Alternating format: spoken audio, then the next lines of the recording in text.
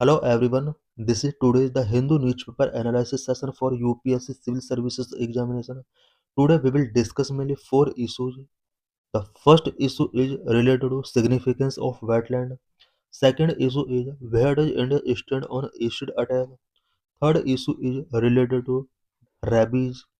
Fourth issue is related to end of Maoist movement in India. So let's discuss all the issues in detail. In this session, we will discuss the importance of wetland conservation, new wetland Ramsar sites in India. What are wetland? Wetland are areas of marsh, fen, peatland with water that is static or flowing with a depth not exceeding 6 meter. Wetland वो marsh, fen and peatland areas होते हैं जहां पर water static या flowing form में होता है but 6 meter से एक्सीडिंग डेप्थ इस वाटर का नहीं होना चाहिए. It also includes marine areas. Wetlands are ecotour having land transitional between aquatic and terrestrial ecosystems. Wetland वो इकोसिस्टम होते हैं जहाँ पर एक्वेटिक एंड टेरेस्ट्रियल इकोसिस्टम के बिटवीन लैंड ट्रांजिशनल होते हैं. मैरिन एरियाज को भी वेटलैंड के अंडर इंक्लूड किया जाता है. टाइप्स ऑफ वेटलैंड के वेरियस टाइप्स होते हैं such as coastal wetland, shallow lake and points wetland, marshes wetland, swamp wetland, box wetland, estuaries wetland. Number one, coastal wetland. Coastal wetland found between land and open sea, such as shorelines, beaches, mangroves and coral reef. Coastal wetland जो होते हैं वो land and open सी के between found किए जाते हैं such as shore line, beaches, mangroves and coral reefs. Number two, shallow lake and ponds wetland. Areas of permanent water with little flow, including pond, spring pools, salt lakes, and volcanic crack lake. Number three, marshes wetland. Saturated, flooded, or ponded with water, characterized by the herbaceous vegetation in wet soil conditions. Herbaceous vegetation means non-woody vegetation. They can be tidal or non-tidal. Number four, swamps wetland. Swamps wetland dominated by trees and shrubs. Swamps and occur in fresh water, not saltwater floodplains. Number है box wetland. Waterlogged peatland found in old lake basins or landscape depressions with most water coming from rainfall. Number six, estuaries wetland. Estuaries are areas where river meet the sea, transitioning from fresh to salt water, rich in biodiversity. Estuaries वो area होते हैं जहाँ पर river सी के साथ meet होती है. It means यहाँ पर फ्रेश वाटर का सॉल्ट वाटर के साथ ट्रांजिशनिंग होता है. बायोडाइवर्सिटी यहाँ का रिच होता है. Examples such as deltas, tidal mud flats and salt marshes. What is the status of wetland in India? India में वेटलैंड का क्या स्टेटस है? India has approximately 2,31,195 wetland. Only 92 wetlands have been officially notified for protection under the Wetland Conservation and Management Rule 2017. 2,31,195 wetland में से only 92 wetland ऐसे हैं जिन्हें Wetland Conservation and Management Rule 2017 के अंदर प्रोटेक्शन गिवन किया गया है, ऑफिशियली नोटिफाइड किया गया है. Initiative taken for conservation of wetland. Wetland को कंजर्व करने के लिए गवर्नमेंट ऑफ इंडिया के द्वारा क्या क्या इनिशिएटिव टेकिंग किए गए हैं such as number one Ramsar convention, number two Montreux record, number three wetland conservation and management rule 2017. Number one Ramsar convention. India joined the Ramsar Convention on February 1, 1982 and has designated 85 wetland covering 1 lakh 1,36,07,749 hectare as wetland of international importance. ये 13,67,749 hectare है. India ने Ramsar convention को February 1, 1982 में join किया and 85 wetland को wetland of international importance के तौर पर यहाँ डेजिग्नेटेड किया. Recent Ramsar wetland are Kaju Valley Bird Sanctuary in Tamil Nadu and Nanjarayan Bird Sanctuary and Madhya Pradesh Tawa reserve. ये कुछ रिसेंट वेटलैंड साइट्स हैं. काजू वैली बर्ड सेंचुरी तमिलनाडु में है and नंजारा bird sanctuary and Madhya Pradesh तावा रिजर्व, ये एमपी के अंदर है। Number of Montreux record, it is a resistor of wetland site under Ramsar convention on the list of wetland of international importance. Montreux record जो है ये रामसार कॉन्वेंशन के under wetland sites का एक रजिस्टर है। स्पेशली इंटरनेशनल इम्पोर्टेंस वेटलैंड को इसमें listing किया गया है।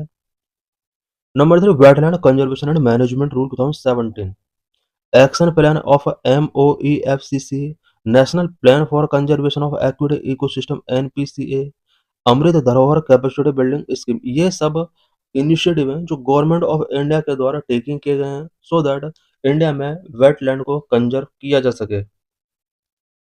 सिग्निफिकेंस ऑफ वेटलैंड, वेटलैंड का क्या सिग्निफिकेंस है? नंबर 1, नेचुरल वाटर फिल्टर है। Number 2, flood flood prevention. Number 3, habitat for wild life. Number 4, carbon sequestration. Number 5, provide livelihood. Number 1, natural water filters. Wetland act as natural water filters by trapping sediment, breaking down pollutant and absorbing excess nutrient. Wetland water filter का work करते हैं। Natural water filter के तौर पर ये sediments को trapping करते हैं, पॉल्यूटेंट को ब्रेकिंग डाउन में इंपॉर्टेंट रोल प्ले करते हैं, साथ ही वाटर के अंदर एक्सेस न्यूट्रिएंट को एब्जॉर्ब करने में एक इंपॉर्टेंट रोल प्ले करते हैं। This process improves water quality, makes it cleaner and safer for human consumption and supporting overall ecosystem health. uh, uh, wetland के थ्रू जो वाटर नेचुरल वाटर फिल्टर किया जाता है ये वाटर क्वालिटी को improve करने में एक इम्पोर्टेंट रोल प्ले करता है एंड वाटर को ह्यूमन कंजप्शन के लिए क्लीनर एंड सेफ बनाता है, जिससे overall ecosystem health support provide होता है। Number of flood prevention. Wetland absorb and store excess water, reducing flood risk and protecting homes and infrastructure. Wetland excess water को absorb करता है, स्टोर करता है।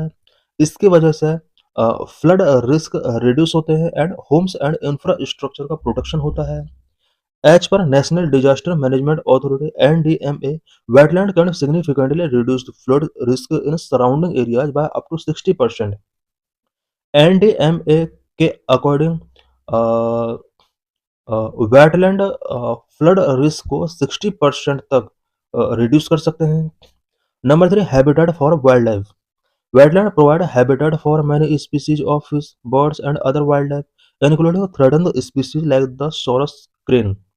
Wetland many species such as fish, birds and other wild life के लिए habitat provide करते हैं। इसमें कुछ threatened species such as sarus crane भी इंक्लूड है। Wetlands support over 40% of the world's species despite covering only about 6% of Earth's surface. अर्थ के surface का ओनली 6% एरिया पर ही वेटलैंड है, जबकि 40% वर्ल्ड स्पीसीज को सपोर्ट प्रोवाइड करते हैं। Number 4, carbon sequestration. Wetland store large amount of carbon in their soil and vegetation which help to mitigate climate change. Wetland carbon sequestration में भी एक अपना इंपॉर्टेंट रोल प्ले करती हैं। वेटलैंड की सॉइल एंड वेजिटेशन दोनों ही लार्ज अमाउंट में carbon को स्टोर करते हैं, जो कि क्लाइमेट चेंज को मिटिगेट करने में एक इम्पोर्टेंट रोल प्ले करता है। Number 5, provide livelihood. Many communities depend on wetland for their livelihood through agriculture, fishing and tourism. India में बहुत सारे कम्युनिटीज हैं जो अपने लाइवलीहुड के लिए specially agriculture, fishing and tourism के थ्रू लाइवलीहुड के लिए वेटलैंड पर ही डिपेंड रहते हैं। About 1 billion household in Asia, Africa and America rely on rice cultivation for their livelihood. India में अबाउट इंडिया में about 1 billion household, Asia, Africa and America में about 1 billion household हैं जो लाइवलीहुड के लिए राइस कल्टीवेशन पर depend रहते हैं। स्पेशली वेटलैंड एरिया से जो राइस कल्टीवेट किया जाता है उस पर डिपेंड रहते हैं। Wetland paddy rice is a staple food for 3.5 billion people, providing 20% of global calorie intake. Wetland paddy rice एक स्टेपल फूड है जो कि 3.5 बिलियन पीपल को फूड प्रोवाइड कराता है। ग्लोबल कैलोरी इनटेक का 20% इसका रोल है। चैलेंजेस बिफोर इंडियन वेटलैंड के बिफोर क्या क्या चैलेंजेस हैं? Number one, anthropogenic pressure. Number two, ecosystem and hydrological issues. Number three, governance and socio economic gap. Number four, climate change impact. Number five, development versus conservation dilemma. Number one, anthropogenic pressure. ये human induced pressure है, such as urbanization and encroachment, pollution, agricultural expense, over exploitation. Urbanization and encroachment, unplanned growth infrastructure, real estate development, converting wetland into built-up areas such as Mumbai and Chennai. Pollution, discharge of untreated sewage, industrial effluents, agricultural runoff, leading to contamination such as Belandur lake fires, Yamuna floodplains. Agriculture expansion, water diversion and chemical use in surrounding farmland. Overexploitation, unsustainable use of wetland resource, unregulated tourism. Number दो, ecosystem and hydrological issues. कुछ ecosystem and hydrological से related issues हैं, such as invasive species, altered hydrology, siltation and sedimentation. Invasive species, proliferation of species like water hyacinth choking wetland and harming native biodiversity. Water hyacinth ये एक invasive species है जो wetland को choking कर रहा है and native biodiversity को harming कर रहा है। Altered hydrology, damming, water obstruction, altering natural water flow such as affecting Chilika, Loktak, siltation and sedimentation, increased runoff, carrying soil, reducing water depth such as Loktak Lake. Number three, governance and socio-economic gap. Governance and socio economic gap भी wetland के before एक big challenge है। Weak policy implementation, lack of awareness, fragmented management. Weak policy implementation, ineffective enforcement of wetland rule 2017, lack of monitoring and accountability. Wetland rule 2017 का जो enforcement किया गया है वो इनइफेक्टिव है, साथ ही मॉनिटरिंग एंड अकाउंटेबिलिटी का लैक है। Lack of awareness, wetland often seen as wetland wasteland rather than vital ecosystem, hindering community participation. Society के अंदर अवेयरनेस नहीं है। वेटलैंड को वेस्टलैंड के तौर पर देखा जाता है जबकि इसको एक वाइटल इकोसिस्टम के तौर पर सीन किया जाना चाहिए। कम्युनिटी पार्टिसिपेशन इसकी वजह से हिंडर होता है। Fragmented management, focus on ecological aspect without integrating socio-economic need, decentralized implementation issues.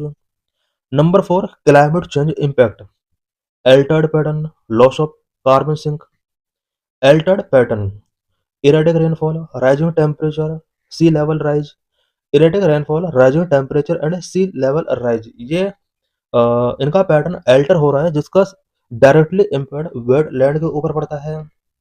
Loss of carbon sink, degradation reduce wetland ability to mitigate carbon change।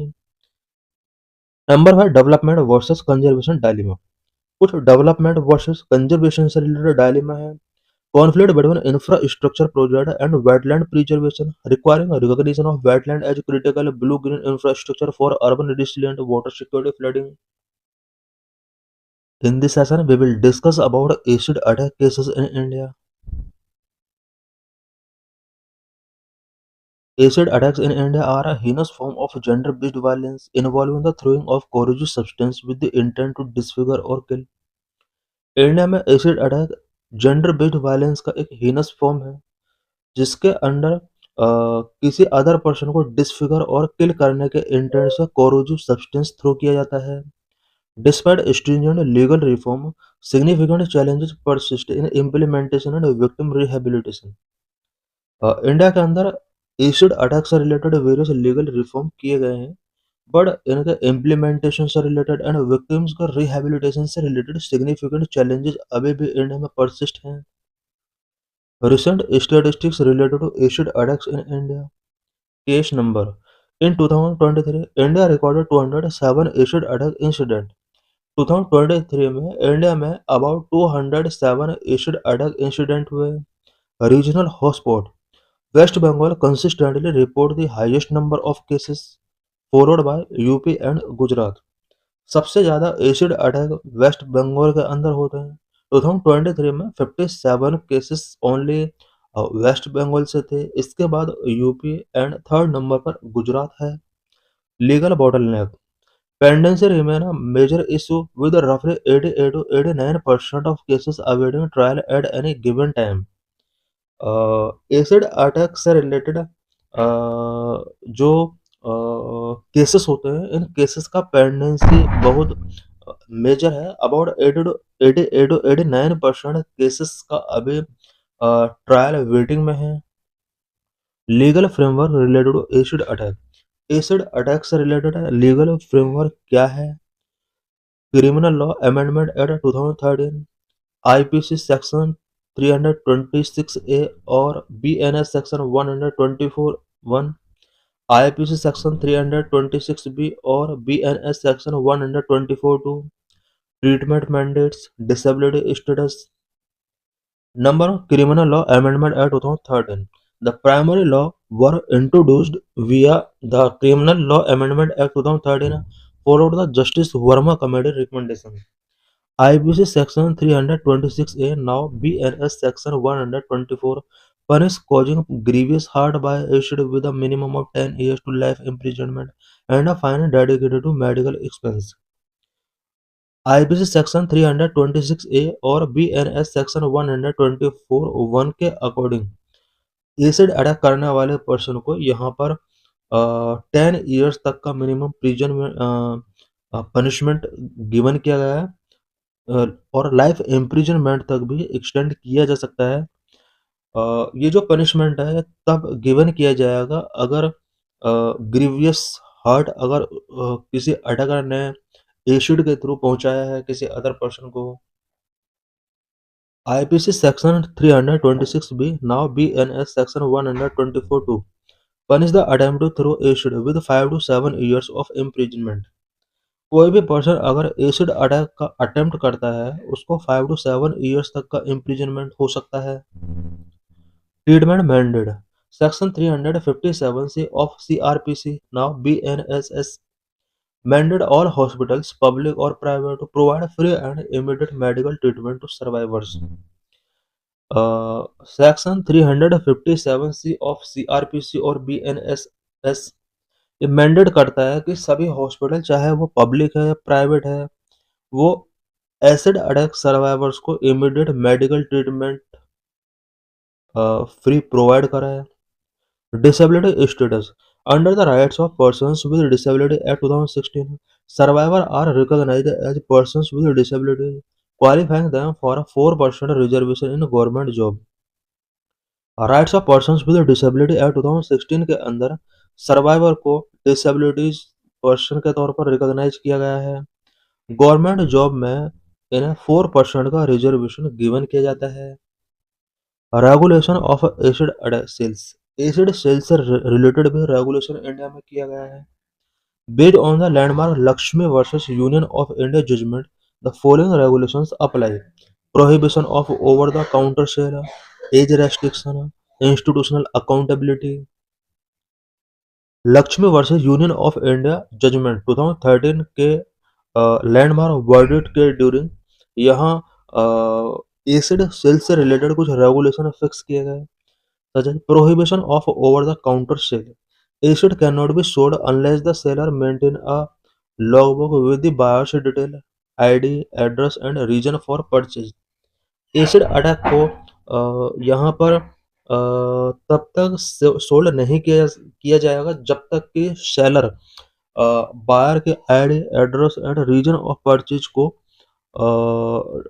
Note नहीं करता है। इट मीन्स यहाँ पर एसिड सोल्ड तभी किया जा सकता है जब सेलर बायर के डिटेल को यहाँ पर रजिस्टर करेगा। Age restrictions, sale is prohibited to anyone under 18 years of age. 18 years से कम एज के चिल्ड्रन को एसिड सेल नहीं किया जा सकता। Institutional accountability, research lab and hospitals must maintain a usage register and file it with the sub divisional magistrate SDM. Compensation and rehabilitation to acid attack survival, acid attack survival के लिए क्या क्या compensation given किए जाते हैं and rehabilitation से related क्या क्या प्रोविजंस हैं।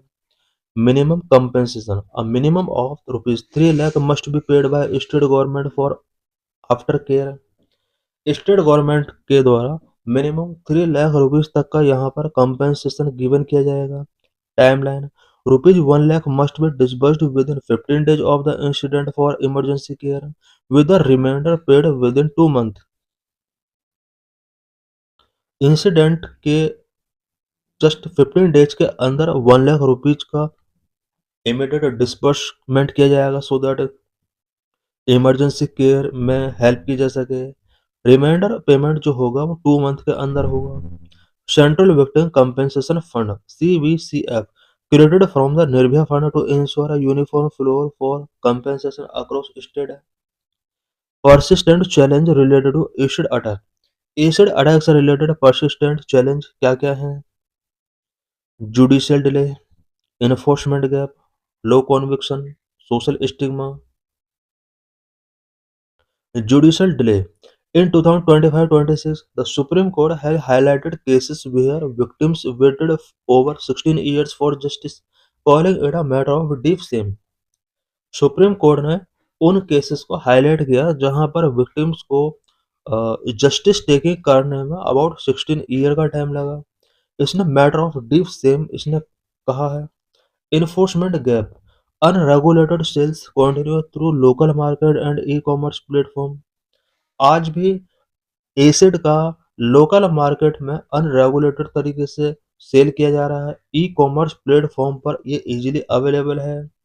लो conviction, while charge rate are high, actual conviction rate often drop to roughly 20 to 30% due to evidence issues and witness intimidation। Acid attack का चार्जशीट रेट 89% तक है जबकि कॉन्विक्शन रेट ओनली 20 to 30% है और ऐसा evidence issues and witness intimidation की वजह से होता है। Social stigma, reintegration remain difficult due to physical disfigurement and societal ostracization।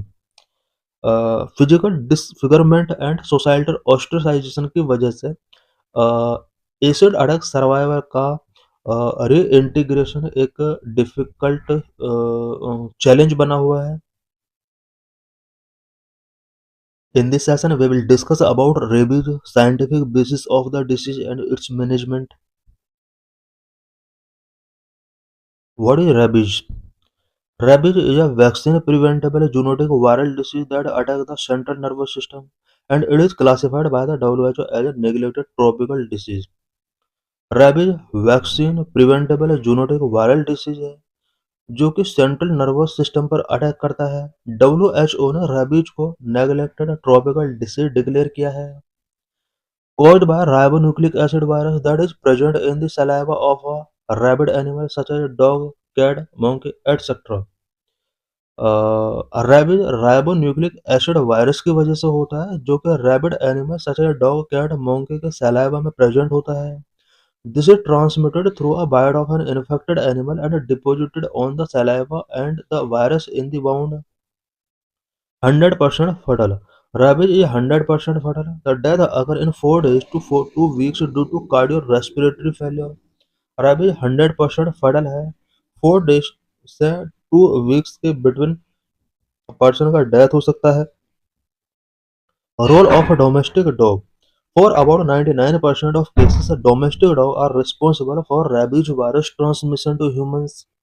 Symptoms of rabies: fever, headache, nausea, vomiting, anxiety, confusion, hyperactivity, difficulty swallowing, excessive salivation, hallucinations, insomnia। Treatment of rabies: rabies can be prevented by vaccinating pets, staying away from wildlife, and seeking medical care after potential exposure before symptoms start। What is the status of rabies in India? India में rabies से related क्या status है? Per year death in India about 18,000 to 20,000 death every year. India में rabies की वजह से about 18,000 to 20,000 death per year होता है। India is endemic for rabies and account for 36% of the world's rabies death.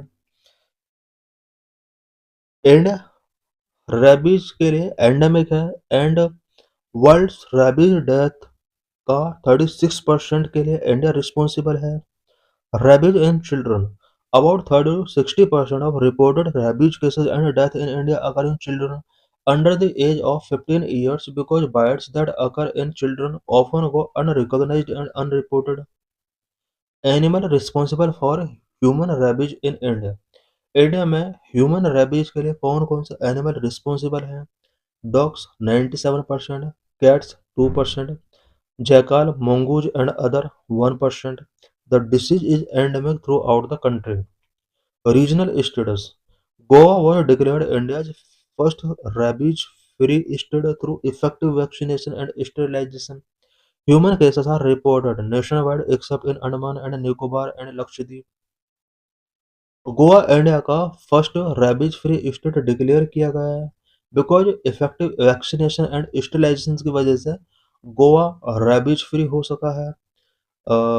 Andaman and Nicobar and Lakshadweep को छोड़कर India all India के state में रेबीज केसेस रिपोर्ट किए जाते हैं। National rabies control programme, national rabies control programme for prevention and control of rabies, ministry of health and family welfare had launch the NRCP. India में rabies को prevent करने के लिए, control करने के लिए ministry of health and family welfare ने rabies के प्रिवेंशन एंड कंट्रोल के लिए national rabies control programme launch किया। Objectives of national rabies control programme: creating awareness about rabies prevention, provision of rabies vaccination and rabies immunoglobulin through National Free Drug Initiative, training on appropriate animal bite prevention, management and control of rabies, surveillance and intersectoral coordination. Number 4, strengthening surveillance of animal bites and rabies death reporting. Rabies से related जितना भी death होता है या फिर animal bite से related surveillance को strengthen करना भी इसका एक ऑब्जेक्टिव है। What are government initiative to deal with rabies, rabies से डील करने के लिए गवर्नमेंट के क्या क्या इनिशिएटिव्स हैं? Animal birth control law 2017 2023, national action plan for dog mediated rabies elimination from India by 2030, One Health approach, recent legal context, Animal Birth Control Rule 2023. Government of India has framed the Animal Birth Control Rule 2023, implemented by the local authority to control the population of stray dogs. Government of India ने 2023 में animal birth control rule 2023 launch किया, specially dog से related है। Local authority के द्वारा इसको control किया जाएगा और स्ट्रे डॉग का पॉपुलेशन यहाँ पर कंट्रोल करने की कोशिश की जाएगी। Main focus of the rule is on anti rabies vaccination of stray dog. इस रूल का जो मेन फोकस है वो स्ट्रे डॉग के लिए एंटी रेबीज वैक्सीनेशन इसका मेन फोकस है। National action plan for dog mediated rabies elimination from India by 2030, launch by central government, ये सेंट्रल गवर्नमेंट के द्वारा लॉन्च किया गया। The stay dog population control and management of stay dog is mandated of the local bodies. One health approach, a collaborative framework involving human, animal, and environmental health sector to manage the disease. Uh, Recent legal context 2025. Supreme Court issued a modified order in August 2025 regarding stray dog management, mandating mandating they be vaccinated and sterilized before being released back to their original location, balancing animal welfare with public safety. Key events for prelims: World Rabies Day, observed annually on September 28th, the death anniversary of Louis Pasteur, developer of the first rabies vaccination. World rabies day every year 28 सितंबर को celebrate किया जाता है, which is also a death anniversary of Louis Pasteur. Louis Pasteur was developer of the first rabies vaccine. 2025 theme: act now you me and community, emphasising collective responsibility. World rabies day 2025 का जो theme रहा है वो act now you me and community, collective responsibility को emphasise करता है। In this lecture, we will discuss about the end of Maoism in India. Lecture is important for GS paper 3, for prelims and for mains. Why in news? At least 14 Maoists, including 6 women, were killed in two separate encounters in Sukma and Bijapur district of Bastar region in Chhattisgarh. Chhattisgarh के Bastar reason के Sukma and Bijapur district में at least 14 Maoist including 6 women को separate encounter में किल कर दिया गया है। Security forces launched simultaneous operations and Maoist network is collapsing. Security forces simultaneous operations इनके अगेंस्ट लॉन्च कर रहे हैं। यही वजह है कि माओइस्ट नेटवर्क धीरे धीरे कोलैप्स हो रहा है। What is Maoism? Maoism is a form of communism developed by Mao Tse that adopted Marxism-Leninism to China's largely agrarian society. It emphasizing the role of peasants, not just factory workers, in leading a revolution of mass mobilization, armed insurgency, and strategic alliance to capture state power. Maoism एक communism का form है जो कि माओ त्से के द्वारा develop किया गया है, जो चाइना के लार्जली एग्रेरियन सोसाइटी में मार्क्सिज्म एंड लेनिन को एडेप्ट करता है।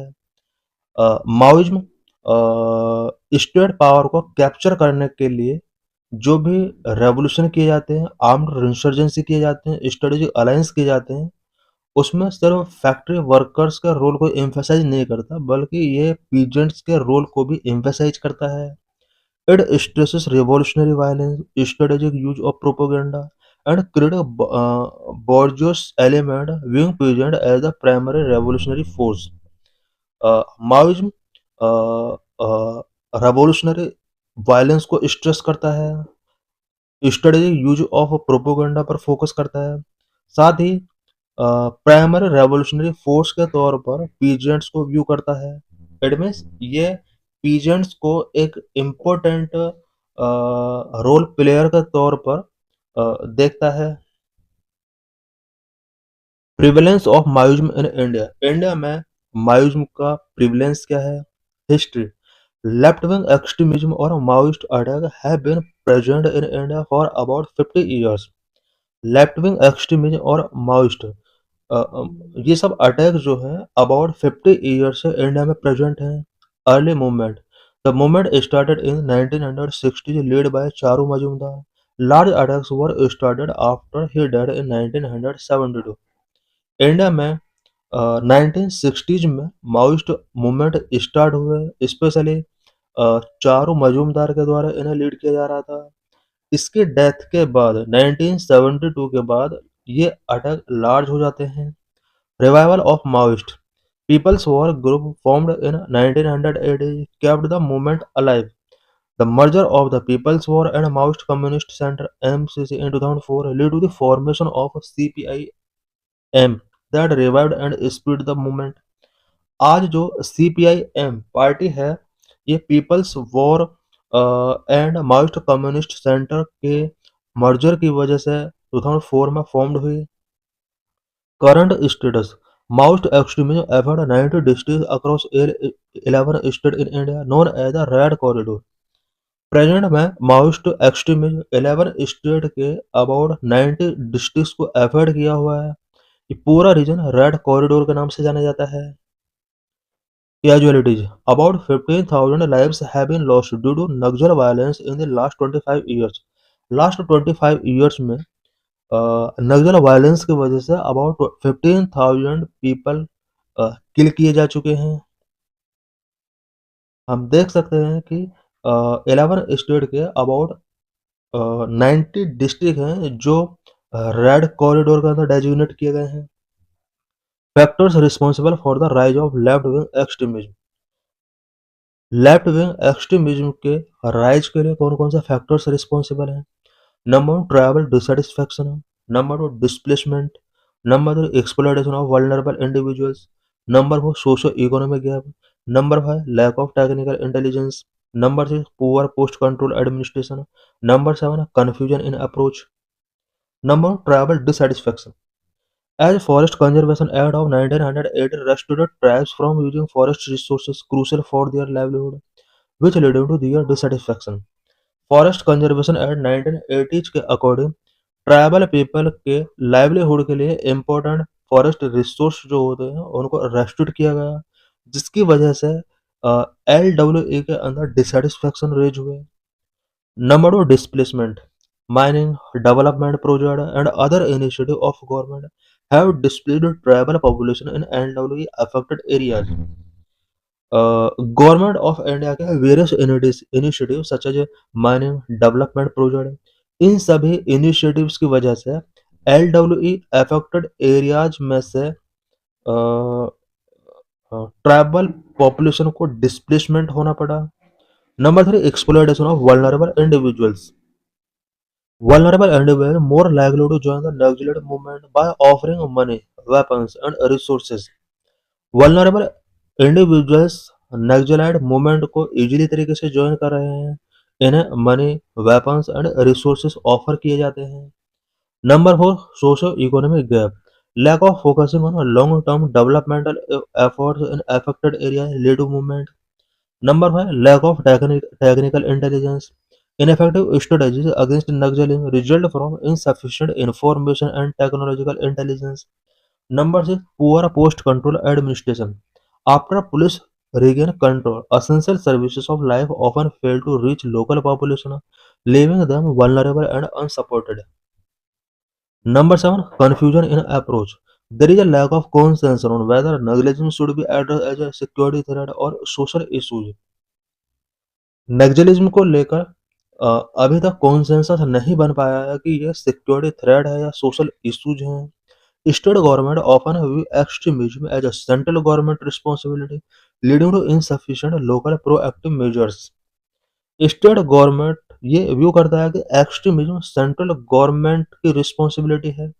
यही वजह है कि लोकल प्रोएक्टिव मेजर्स टेकिंग नहीं किए जा रहे हैं। Issues limiting the elimination of left wing extremism in India. India में लेफ्ट विंग एक्सट्रीमिज्म को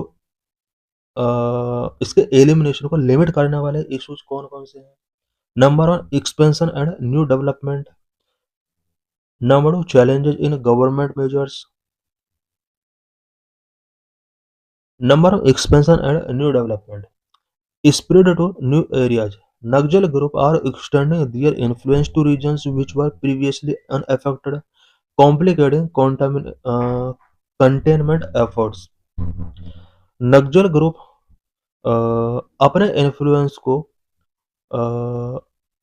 उन एरियाज तक एक्सटेंड कर रहे हैं जो प्रीवियसली नक्सल अनअफेक्टेड रहे हैं और कंटेनमेंट एफर्ट को कॉम्प्लिकेट कर रहा है। Increase militarisation, tactical sophistication and enhanced weaponry pose a significant challenge to security forces. Targeted killing of informers, systematic elimination of suspected informers significantly disrupt intelligence gathering. Urban penetration, efforts to infiltrate urban centers and mobilize working class movement also enhance problems. Use of technology, advanced communication and propaganda methods used by extremism hinder interception efforts. Large scale extortion, contractors and industry in luxury dominated areas are frequently extorted, funding insurgent activities. Contractor और industries जो कि नक्सल dominated areas में हैं वो frequently extorted की जाती हैं and insurgent activities के लिए फंडिंग उन्हें गिवन करना पड़ता है। Propaganda and engagement, use of social media, civil society groups and urban network to propagate their agenda. Number of challenges in government measures, government measures के बिफोर भी कुछ challenges हैं। Intelligence gap. Various traditional intelligence methods, such as police receivers, are inadequate against evolving mouse tactics. Trust deficit. Cultural difference and perceived indifference by security forces both erode trust with local populations. Large troop operations. Despite deploying a very large force, recent attacks reveal operational vulnerabilities. Production of informers. Failure to produce informers lead to fear in people, reduce cooperation and a loss of critical intelligence. Informers को protect नहीं किया जा रहा है जिसकी वजह से people के अंदर फियर लीड हुए हैं, पीपल का कॉपरेशन रिड्यूस हुआ है, क्रिटिकल इंटेलिजेंस लॉस हुआ है। Over emphasis on security measures, More focus on militarized responses, neglect the political and socio-economic causes fueling extremism. Political support from local politicians undermine anti-LW efforts and foster insurgency. Local politicians का support भी anti LW efforts को undermine करता है and insurgency को foster करता है। Government initiative to fight LW left wing extremism से fight करने के लिए गवर्नमेंट के क्या क्या इनिशिएटिव्स रहे हैं। Number one, operation green hunt, large scale development of security forces in Naxal affected area, reduce insurgency in some regions. Government of India के इनिशिएटिव में जो फर्स्ट इनिशिएटिव है वो है operation green hunt, second aspirational district programme, third Roshni initiative, fourth Samadhan doctrine, five mobile connectivity, six road connectivity, seven Eklavya residential school, eight financial inclusion. Number operation green hunt, Naxal affected areas में operation green Hunt के under large scale deployment of security forces, admin security forces को large scale पर deploy किया गया है। Reduce insurgency in some reason, इसकी वजह से कुछ रीजन्स में इंसर्जेंसी रिड्यूस हुआ है। नंबर दो, aspirational district programme, rapidly develop district lack in health, education and infrastructure. Aspirational district programme के अंडर उन एरियाज में डेवलपमेंट पर फोकस किया गया है, उन डिस्ट्रिक्ट को डेवलप किया जा रहा है जहां पर हेल्थ, एजुकेशन एंड इंफ्रास्ट्रक्चर का लैक था। In many district SDI indicators improved but challenges in sustaining development remain. Number three, Roshni initiative trains rural youth from 27 LW affected district under a skill development program। 27 LW affected district के rural youth को इसके under train किया जा रहा है और skill development programme यहाँ पर लॉन्च किया गया। इट मीन्स रोशनी इनिशिएटिव के अकॉर्डिंग 27 LW अफेक्टेड डिस्ट्रिक्ट के अंदर स्किल डेवलपमेंट प्रोग्राम के अंडर रूरल यूथ को ट्रेन किया जा रहा है। This initiative empowered youth through job placement, reducing vulnerability to Naxal recruitment. Number four, Samadhan doctrine, comprehensive strategy focusing on technology, intelligence, leadership and cutting finance। समाधान doctrine के under technology, intelligence, leadership and cutting financing पर focus करने के लिए ये एक comprehensive strategy है। In hand coordination among agencies and targeted operation, agencies and targeted operation के बिटवीन कोऑर्डिनेशन को एनहांस करने के लिए समाधान डॉक्ट्राइन एक इम्पोर्टेंट रोल प्ले कर रहा है। Number five, mobile connectivity, installed about 2343 mobile tower in the first phase, 2542 tower planned for the second phase। This initiative strengthened communication in remote areas, reducing isolation of communities and improving governance। Number six, road connectivity, sanctioned 17,462 kilometers of road, improved access to remote areas, boosting security operations and economic opportunities। Number seven, Eklavya Residential School, about 245 schools sanctioned in 19 LW affected districts, in which 121 operational। Left wing extremism affected 90 district के अंदर about 245 school sanction किए गए हैं, जिसमें से 121 operational हैं। This initiative provide quality education and infrastructure for tribal children which foster better opportunity. Eklavya residential school की वजह से ट्राइबल चिल्ड्रन को क्वालिटी एजुकेशन गिवन किया जा सकता है, इंफ्रास्ट्रक्चर डेवलपमेंट को बूस्ट किया जा सकता है। Number eight, financial inclusion, opened about 4,903 post offices, 1,258 bank branches, 1,348 ATMs in worst hit districts। LWA left wing extremism worst hit district के अंदर about 4,903 post office, bank branches and ATM open किए गए हैं। Financial inclusion increased financial access for marginalised communities, promoting economic inclusion and reducing extortion reliance. Financial inclusion की वजह से marginally communities तक financial access ensure हुआ है। इसकी वजह से इकोनॉमिक इंक्लूजन को प्रमोट किया जा सकता है। एक्सटॉर्शन रिलायंस को रिड्यूस किया जा सकता है। This chart show death of security personal, कितने सिक्योरिटी पर्सनल का किस ईयर में डेथ हुआ है उससे रिलेटेड ये चार्ट है। जनवरी 1 2010 में सबसे ज़्यादा सिक्योरिटी पर्सनल का डेथ हुआ, अबाउट 74 सीआरपीएफ पर्सनल को यहाँ पर दंतेवाड़े में किल किया गया। सेकंड चार्ट में हम देख सकते हैं कि सिविलियंस का कितना डेथ हुआ, सिक्योरिटी फोर्सेस का कितना डेथ हुआ, इंसर्जेंट का कितना डेथ हुआ। So thanks for watching this video.